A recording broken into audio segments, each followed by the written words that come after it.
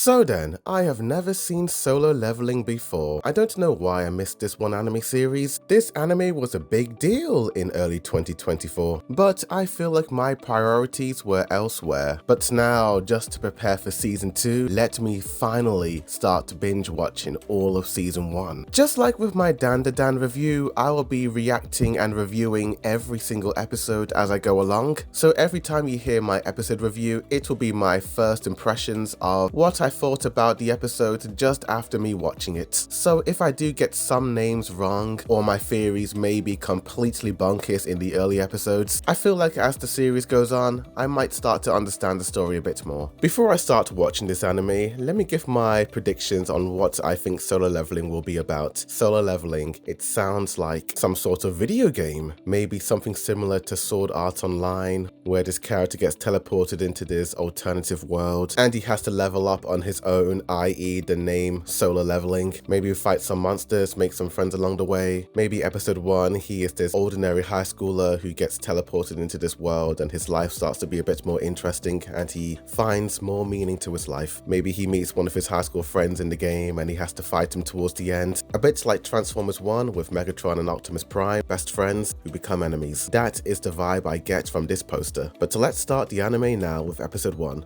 Opening night. So I just finished episode 1 and yeah, I was wrong. This is not a video game type anime series like Sword Art Online where the main character gets teleported into the video game world. It's set in the real world. I do find it interesting. So some portals were opened up and some creatures came out and those creatures have these magical stones inside of them, and ever since they came to planet Earth, humans have slowly been able to activate powers within them. They become ranked from S tier to D tier. Their job is to kill these creatures and to obtain the stones which have some value in them. They can be used for weapons or as an alternative electrical source. Very fascinating. The main character is very down on his luck. Doom and gloom, looking on the bad side of life. Always selling himself short, which is quite sad to watch. But his lady friend is pretty optimistic at times. She and him are on the same team and they're hunting those creatures. They get locked up in that room and they get slaughtered. Holy moly, dude. What a way to start episode 1. Apparently that room was a D rank room, so those creatures should not have been able to do something like that. So to my eyes, it looks like someone set them up. I honestly don't know where things are gonna go, but I'm invested. Also, the art style looks like a MAPPA production, but I did not hear anything by MAPPA making this series, so it's another studio, I'm guessing. Oh yeah, speaking of MAPPA, is the soundtrack by Hiroyuki Sawano? I hear a lot of Attack on Titan type cues in the music, and the vibe does remind me of season 1 at times. Going back to the main character, even though he is sadly a very self-deprecating type of dude, he is doing all this to help his family. His father's in hospital, he has to help his mother and sister and all that jazz. He's a good upstanding guy, just needs a bit of confidence. I feel like the main director, boss man of this entire Solo Leveling world is probably the reason as to why all the aliens are coming through the portal. He seems rather sus in my opinion. Later. 3,000 years later. So I just watched episode 2, very sad indeed, seeing all those people just get slaughtered by those Goliath. I didn't know any of the characters, especially the side characters, but seeing them just go out the way they did, very sad to watch. And the music, the way it was blaring and it was so dramatic and depressing, damn son. But our main character boy was the real MVP of the episode, using that brain of his to try and get the other characters out of the sticky situation that they're in. Just the despair throughout the episode was just kind of hard to watch, and it was pretty damn gory at times. Although there were moments where characters' limbs would get severed off and the characters wouldn't be crying out in pain. It gave me Kiros from One Piece losing his leg and just still acting like nothing happened. But I mean, when it came to the main character towards the end, when everyone left and tried to rescue themselves after he told them to get out of there, damn, the screaming was pretty hard to hear. And he started to freak out and have a bit of a breakdown, cursing that one dude for running away and abandoning them. This episode showed us that when people are pushed to their limits, they will absolutely abandon anyone and everything in order to save their lives. Even though they're all part of the team, they're just there for themselves. But it really showed us how human a lot of these people were. In fact, everyone was like that. Characters that I thought were going to be brave like the leader ended up not knowing what to do in that situation. Just a sad watch. 3 days later. So I just watched episode 3 and very interesting episode. So the main dude towards the end of episode 2 was about to be turned into mincemeat, but it looks like those golem statue things gave him a second chance, and now his brain is part video game, as for some reason he can actually see panels and teleport into other dimensions. Honestly, that's a pretty cool thing to have. If you're bored one day, just teleport yourself into this alternative world, fight these weird monster things. I can only assume that this guy has multiple lifespans when he goes to these alternative universes, but the majority of the episode is just pretty much him trying to get stronger and train, although it is pretty funny seeing other people just reacting to him, talking to himself and doing peculiar workouts, especially when the nurses are looking at him after he went through quite an ordeal. The two men who went to talk to the main dude character, one of them had this spiky purple hair. He's going to be a main character, I can already tell. He gives off main side character vibes. Maybe purple haired man will be some sort of rival to him. Honestly, dude, I sort of feel bad for this main character dude, with his parents not being at top shape with their health, him doing anything he can to earn money. Even though this boy don't want to do the whole fighting thing, he would do what he can to help everyone that he cares for, which is cool. But man, the guy is so pessimistic, seeing those two dudes calling him a no good nothing D-rank dude. Damn. I do like a lot of the close-up eye shots in this episode. They always go crazy with those eye details. 48 hours later. So I just saw episode 4 of Solo Leveling, and Genu is leveling up. When I saw the pack of the red dolls with the metal jaws, I mean, bloody hell, what type of designer are they? I was thinking, oh boy, Genu is in big trouble. I was expecting some masked warrior to just come out of the blue and save Genu or work alongside him, but to my surprise, Genu took care of things. The dude stood on business and he tackled all the red wolves, slicing all of them up, and I was like, damn, this dude has come a long way. All that hard work and all that training he has been doing, going in and out of those alternative dimensions, is starting to pay off. I am proud of this dude. But oh my gosh, when that demon snake thing came out of the blue and was tackling him, I started to freak out. I was worried for the dude, but no, he did what he needed to do to tackle it, and my gosh, the animation sequence of that snake and him fighting was actually pretty impressive. I loved some of the black streak lines that were animating around the snake. I feel like the animators saved their budget for that one sequence, because I won't lie, there were some moments in the episode that did have very limited animation, especially the scene of Genu walking down the stairs. His hair was at 2 frames per second. Lol, just a nitpick. Genu's lady friend, after being traumatized by what happened, actually wanted to do something to help and to be of use, but she couldn't. She was still traumatized. I thought that was a real reaction. Nobody can just get over something as traumatic as that. But Genu saved the day. He tackled the Godzilla-like kaiju. I love that design so much. And towards the end, we see that Genu is pretty damn strong. He's developed. Oh yeah, Genu's sister's friend, the one with the hoodie,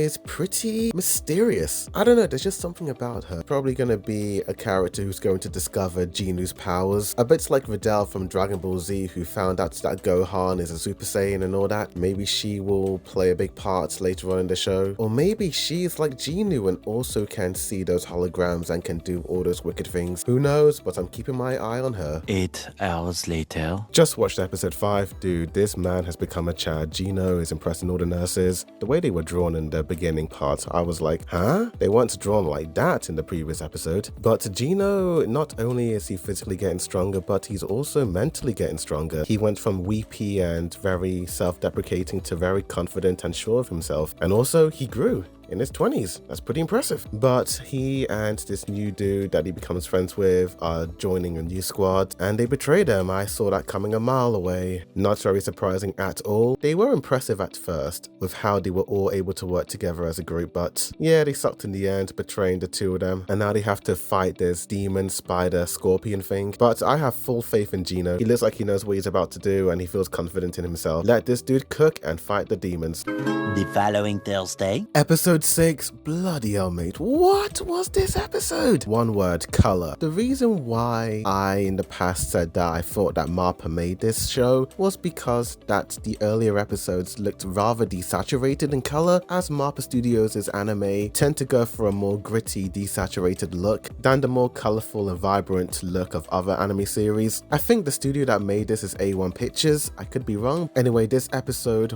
wow, Genu was a demon in this episode. That That team that betrayed them literally just absolutely underestimated this guy. They all thought that he was a weakling based on his ranking, but they were wrong. The dude with the armor who was by Jinu's side reminded me of Jinu in the first 2 episodes when he was that scared, frightened boy who was so unconfident and unsure of himself. Compared to the Jinu now, he's like a completely different dude. I feel like this episode made me realize that in the real world, you should never underestimate someone. If you think someone looks weak and aloof, you always got to remember that you don't always know the truth. Never underestimate someone and never bully someone, because you never know what would happen in the future. And this team truly underestimated Jinu. The fact that his system game thing had to tell him to kill these people in order to survive, man, what a punch in the gut. He didn't want to do this. He wanted to kill all the monster demons, but not people. Yeah, the people are jerks, but they're still humans. He had to abandon his humanity to do what needed to be done. I didn't have any emotional ties to any of the characters that were Control-Alt-Deleted by Jinu, but it was very sad seeing Jinu just absolutely take out all of the men in that group. It was like Jinu was losing his humanity with every kill he made, and with the sad music playing in the background, damn, it hit the feels. I wonder who the main team leader's brother is, because he mentioned that this brother of his is some hotshot dude. Maybe it's the purple head guy, or maybe it's one of the 2 men who were in the car earlier on in the episode. But very intense episode, cool action and very intense. The best so far. 5 minutes later. So I just watched episode 7. Pretty good. The man whose brother got murdered by Jin is not happy. I mean, look at the fire in his eyes. I feel like this dude is going to definitely, without a doubt, to be some sort of final villain boss towards the end of this series. I feel silly to realize that this is the episode that made me realize that Jin is older than his purple-haired sister. I thought she was the older one because Jin and her were about the same height before he became this Chad dude. I like the bonds between him and his purple-haired sister. It does remind me of Sasha and Jean from Shingeki no Kyojin. Jin was quite arrogant when he got the S-rank mission to fight that Kerberos 3-headed dog thing. He ended up getting really hurt, and I was like, dude, you really went into this really cocky. But he had to do what he had to do to get the elixir of life, and through trials and tribulations, he made it to the end. I thought while the animation looked quite good, it was really the art that really stuck out to me. There's a lot more color in these episodes than there were in the earlier episodes. 24 hours later. I just watched episode 8 and bloody hell, mate, what can I say? This episode was a sensory overload. So many characters, so many storylines, all crammed into this 24 episode. I like the return of some of the episode 1 characters, especially the main captain guy who felt very regretful over not being a good leader for the team and doing everything he can to redeem himself. Really nice to see. Although that one other guy with his daughter, the way he was just lying to her, saying that, yeah, he's a strong fighter who can make all the bad guys run away scared. I actually laughed at that moment because that dude was not brave at all. But that's not a bad thing. He has a wife and a kid. Sure, he was scared, and sure, he was the one who wanted the captain guy to die and sacrifice himself, but he doesn't want anything bad to happen to him because he wants his wife and child to still have him alive and around. Very morally grey character, which I quite like. The other girl who was friends with Juno had an interesting moment where she was talking to a family member who sort of still spoke to her like a child, and she got angry and frustrated. She didn't want to be a drag on anybody else. She wants to feel useful, and that's why she returned. We get the armor boy's father reveal and all that jazz, as well as the blonde-haired girl who looks like the My Dress Up Darling girl. She's like the most powerful fighter out of all of them. She's an S-class. Hopefully we'll see her interact with the main characters soon. This episode was just more or less set up for the next episode. Just then, by sheer coincidence. It was magnificent. It had a lot of interesting things and twists and turns that I didn't expect. That Teshi Khan guy with the purple hair, I thought he was going to be a rival to Gino, but I didn't expect him to be defeated so quickly in this episode. Fight was cool, very epic and action-packed, but damn, that's it? That's the end of Khan? It can't be, dude, it can't be. But the dude was there to assassinate those 3 prisoners who assaulted a girl who ended up Control-Alt-Deleting herself, and the man wanted revenge. Such a dark subplot, so dark, dude, and I love the color palette when he was begging Khan to do what needed to be done. The guy who wanted to apologize to Gino, honestly, I felt bad for him at the end. At the end of the day, he was just a human being who made mistakes, and he regretted so much of abandoning the kid and wanted to do something to try and redeem himself, but ended up dying. Sort of broke my heart a little bit. To be honest, I'm more sad for the daughter and his wife. They seem like nice people. I liked how the leader guy and the girl sort of backed the dude up and protected him from having his powers exposed to the authorities. They are some cool true friends of his right there. Again, as the episodes go on, I feel like it gets more colorful and colorful, which is ironic to me, as this dude is going down a dark path. Much later. I'll be honest, I don't think I have a whole lot to say with episode 10, apart from the fact that it was cool seeing Jin and the other guy working together and starting their own team. That one high school girl who is friends with Jin's sister being quite curious about Jin, hearing that he's this E-rank fighter who's actually doing a lot of great things, truly blowing her away every single time. 7 hours later. Episode 11 is the second to last episode, and I just watched it. Holy moly, the animation was absolutely stunning. There were so many action sequences. It was just all action, dude. Just action, action, action. So many different shots, so many different sequences. I was just in awe with what was happening on the big screen. There was a scene of the sister just sort of relaxing and chillaxing, and then it cuts to the mother in the hospital, and then it cuts to Juno. I'm just wondering, is something going to happen to their mother? Because the way they just cut to that shot in the hospital, I don't know, dude. I'm a little bit worried, dude. But Juno has come so far. My gosh, the fact that he was able to unlock an S-rank weapon. I'm so proud of this boy.